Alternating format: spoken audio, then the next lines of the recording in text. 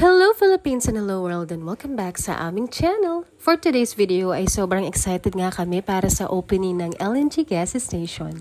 Ang first ever Technology Solution Retail Outlet or TSRO dito sa aming bayan. Ilang buwan din ang inantay namin bago officially mag-open ito. Mula construction hanggang sa approval ng mga permits. Nag-prepare din kami ng mga simpleng giveaways para sa first 50 customers na magpapagas at simpleng merienda para sa mga mag-a-attend ng opening ceremony. A night before the opening day ay tulong-tulong nga kami sa paghahanda lalong-lalo na sa pagbabalot ng lumpia na unang-unang nauubos kapag may handaan.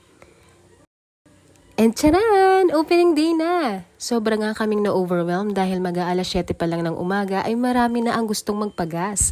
Hindi pa man nagre-ribbon cutting ay marami na ang nagre-request na buksan na namin ang gas station dahil magpapa-full tank daw sila. Grabe kayo. First day pa lang ay ramdam na namin ang suporta ninyo. At tulad ng ipinangako namin ay nagbigay nga kami ng freebie sa first 50 customers na nagpagas.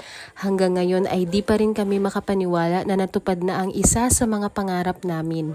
Sino nga ba ang mag-aakala na ang dating gasoline boy noon ay isang gasoline station owner na ngayon? Congrats, Daddy! At sobrang thankful nga kami dahil unang araw pa lang ay napakarami na nang nagpagas. Actually, nakita namin na talagang kailangan ng mga tao dito sa lugar namin ng mura pero di kalidad na petroleum products. Kaya kahit mahirap at magastos ay pinagsikapan talaga naming maisakatuparan na magkaroon ng gas station dito.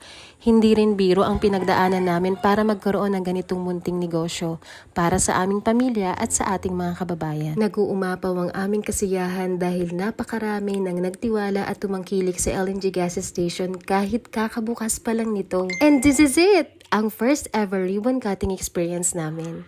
Iba rin ang saya kapag sariling business mo na ang pinapabless mo. Sobrang na-amaze din kami dahil during the blessing ceremony ay bumuhos ang ulan na simbolo ng nag-uumapaw na blessings.